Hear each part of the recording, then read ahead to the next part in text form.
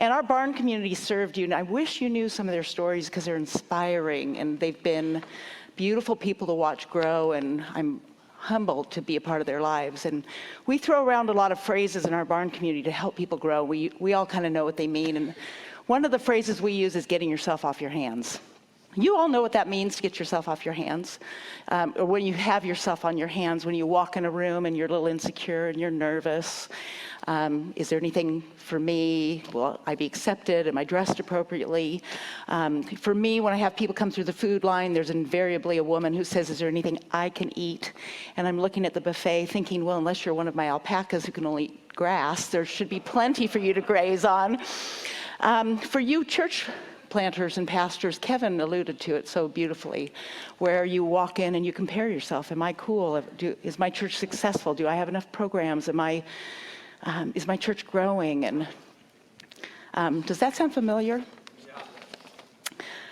In our barn church, we always end by eating dinner, and there's a woman who drives my children crazy. And they'll come and complain to me about her, and I'll say, you know, girls, God is writing this huge adventure story. But to make it interesting, he places certain people with idiosyncrasies. And you all have them in your church, you know what they're like. Well, this woman will name her Grace. I know that when she walks through the barn door, she will beeline for me, interrupt every conversation I'm in, apologize for interrupting, and then continue to talk about herself. She's the first one in line for dinner, the first one to complain if there's nothing that she can eat. She talks frequently about her husband doesn't meet her needs and her kids are annoying. She has herself on her hands. But this woman, Grace, was dropped and kicked around. If you knew her story, it is no wonder that she scooped herself up at a young age. And she got stuck there in childhood, looking to gratify her own needs, worried about herself, and she's been carrying herself around, a child in an adult body. We expect this in children. Last night, my 3-year-old grandson, Levi, was following me around, and he calls me honey. And unaware that I was busy, he's going, honey, honey, remember that one time when you gave me bubble gum? And he just kept following me and following me. Finally, I thought, I gotta find some gum. So I give him a piece of gum, and a minute later it comes up, he goes, honey, honey, remember that one time when you gave me another piece of bubble gum? And I go, Levi, did you swallow it? And he goes, no, I chewed it and ate it. So we expect that behavior in children, but it's unbecoming in adults. But the truth is, you guys have been dropped too. We heard it in what Kevin was saying. I know we all resonate with that. You have areas where you have scooped yourself up, making sure that you will never be hurt like that again. Another way to say it is that you've had the wind knocked out of you. If you haven't, just wait. Nobody gets through life unscathed. Maybe it was when your dad didn't stick around. Maybe your spouse betrayed you. Maybe your church elder or parishioner wrote one of those letters and said you just weren't cutting it or meeting their needs, and so they were leaving. How come we don't get to write those letters back?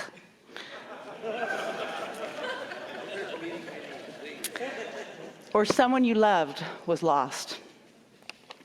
Moments like those can suck the life right out of your soul, steal the breath from your lungs. And as life begins to beat you up, a small voice lies to you and tells you that you're alone. So you pick yourself up, determined to self-protect. I have way too many stories in my own life like this, and I'll share just one. Be glad, just one. It was the night I got a call from my father that my cousin Amy had been shot and killed by the police. Amy's story growing up was tragic, one I will never fully understand. But it all started with pot in high school, ended up with heroin, and now she's gone. After coming home from her funeral raw and confused, we found out that our son, who had struggled to readjust to American life after living in Amsterdam and Portugal, was diving deeper into the drug world and was dealing and taking on a whole identity as a stoner and other things. When we pursued him and set boundaries, thinking we're going to get on top of this and be great parents, he decided to leave and live out his car and be homeless. Oh, he left us a note. The first pages were a complete confession of everything he had done, breaking our hearts. Then he wrote a note to each person in our family and what he has learned from us and what he loved about us. I wept as I read.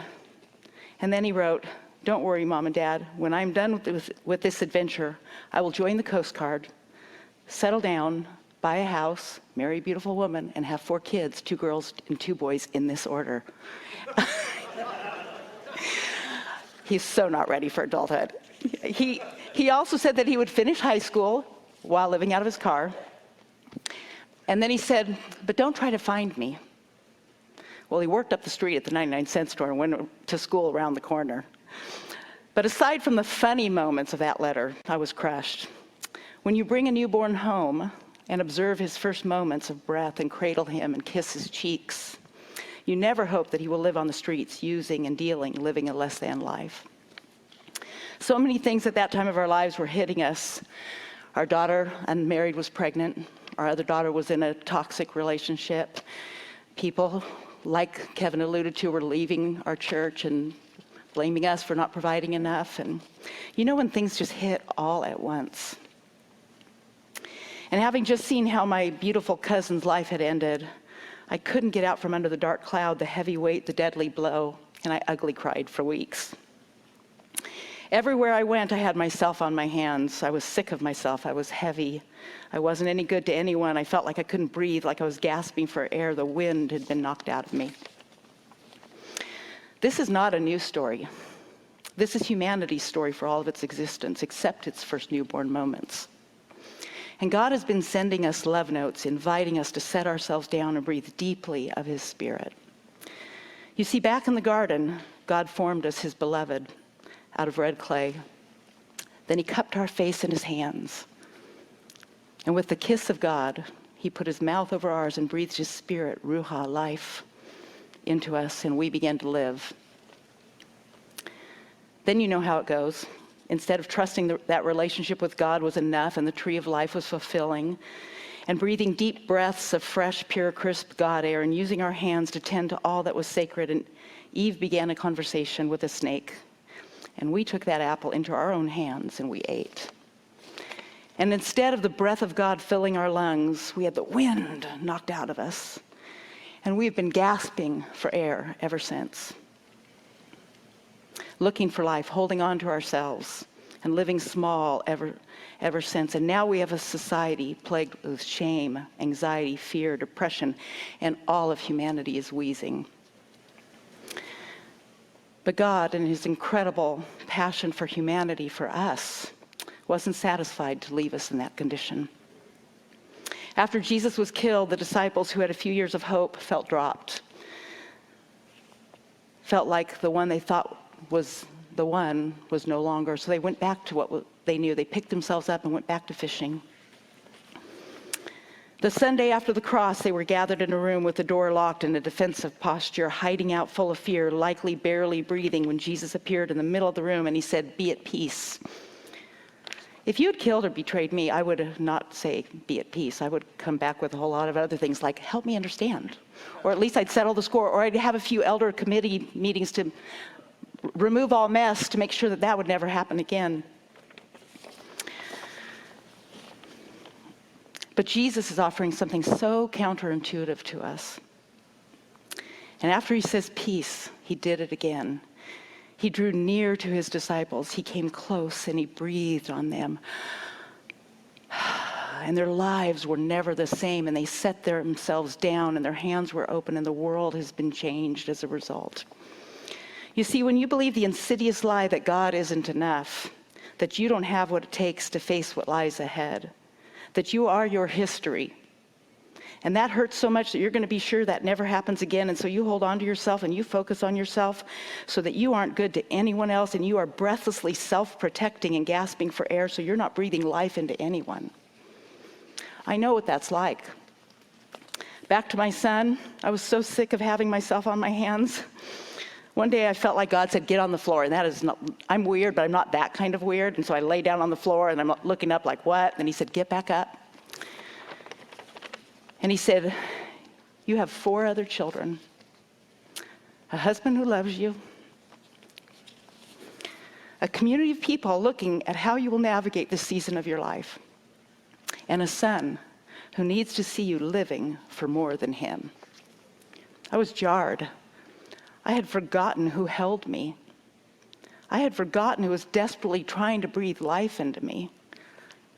I had forgotten who held my son. I started breathing deep again and set myself down, and joy emerged. It was a long road with my son that is ending beautifully, though many stories don't end the way we like. He did settle down. He hasn't bought a house or married a beautiful woman or had 4 kids, 2 girls, 2 boys at that order. He did finish high school, though he was high, and did handstands across the stage. He's now been sober for a couple of years and working, and he's on a church staff working with their youth. And he's continually surprising me with his maturing character. But I had to allow the breath of God to fill my deflated lungs and trust that he was enough. God was enough long before I knew the outcome. You see, the only way to not scoop yourself up and self-protect when you've been dropped, the only way to breathe deep breaths of crisp air is to know that God's got you in his hands, and to let him hold your face. And with a truly holy kiss of God, breathe life into you. His love will overwhelm you, invade you, surprise you, and call you beyond yourself, and you will walk into a room with your hands open and your lungs full. And with that, just watch what God will do. Thank you.